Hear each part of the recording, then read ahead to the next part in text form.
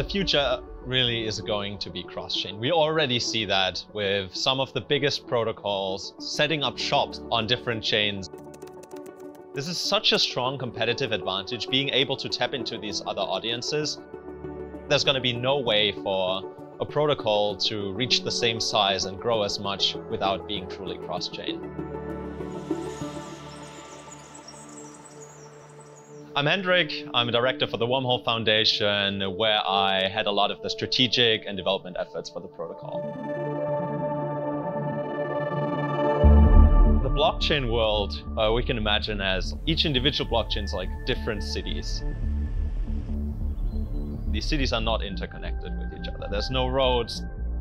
It's kind of like the world pre-globalization, in the way that you had small individual economies that all operated similarly. Like, some had specializations, but there was no way to efficiently exchange goods between these different cities or countries. Wormhole, you can imagine as being the roads between these cities. It allows information and value to flow freely between any of the connected blockchains. We've seen what globalization has led to in the world with like rapid increase of innovation. And I think that's what cross-chain communication is going to enable for the blockchain space as well. It's just going to be a massive catalyst for innovation. A lot of people think Wormhole is just a bridge, but there's a lot more to it than that. There's three core pillars Wormhole enables for the blockchain world.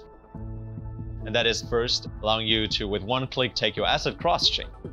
The second pillar is dApps, with one click allowing you as a developer to take your application cross-chain with the least development effort, new code having to be written. Third thing is taking data cross-chain, making data freely flow between chains and available to everyone. The Wormhole idea started like as a more narrow solution to a very concrete problem.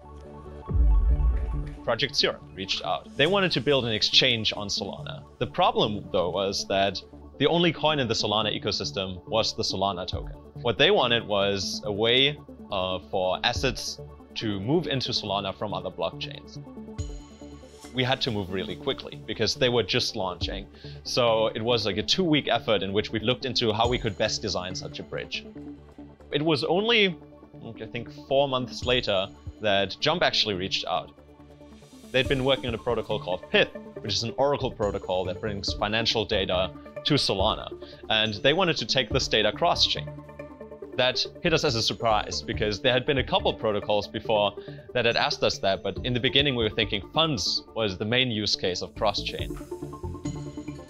So we went back to the drawing board and tried to come up with the most flexible solution that would allow the future of truly cross-chain use cases. And this was kind of the inception for the Wormhole V2, which is what we all know as Wormhole today. In my head, Wormhole is going to be the most trusted and fundamental piece of infrastructure that everyone will rely on. Users might not even know which chain they're interacting with, and that interaction between multiple chains is seamlessly handled through this communication layer, essentially turning users from being blockchain users into truly Web3 users.